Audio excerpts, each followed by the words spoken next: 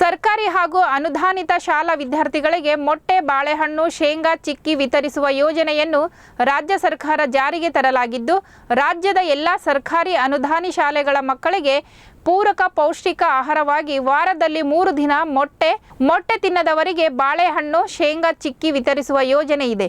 ಆದರೆ ಕೋಲಾರ ಜಿಲ್ಲೆಯ ಶ್ರೀನಿವಾಸಪುರ ಪಟ್ಟಣದ ಪ್ರತಿಷ್ಠಿತ ಶಾಲೆಯೆಂದೇ ಹೆಸರುವಾಸಿಯಾಗಿರುವ 430ಕ್ಕೂ ಹೆಚ್ಚು ವಿದ್ಯಾರ್ಥಿಗಳಿರುವ ಸರ್ಕಾರಿ ಉನ್ನತೀಕೃತ ಹಿರಿಯ ಪ್ರಾಥಮಿಕ ಶಾಲೆಯಲ್ಲಿ ವಾರಕ್ಕೆ 3 ಬಾರಿ ಮೊಟ್ಟೆ ನೀಡಬೇಕು.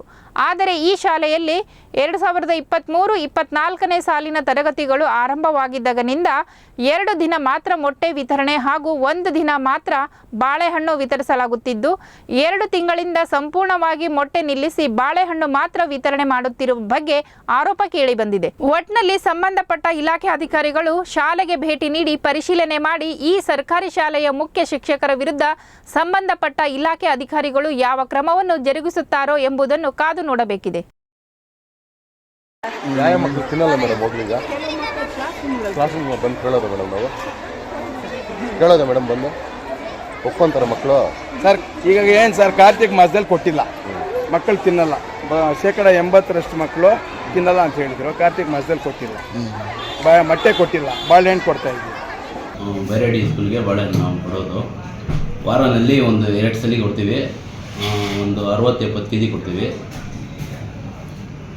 ಏನು ರೇಟಲ್ಲಿ ಕೊಡ್ತೀರಾ ಸರ್? ಒಂದು 25 ರೂಪಾಯಿ ಕೊಡ್ತೀವಿ. ರೆಗ್ಯುಲರ್ ಆಗಿ ಎಷ್ಟು ತಿಂಗಳಿಂದ ತೊಗೊತಾರೆ ನಿಮ್ಮ ಹತ್ರ? 2 ತಿಂಗಳಿಂದ.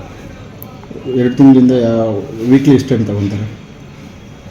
ವಾರದಲ್ಲಿ ಒಂದು 2 ಸಲ ತೊಗೊಳ್ತಾರೆ.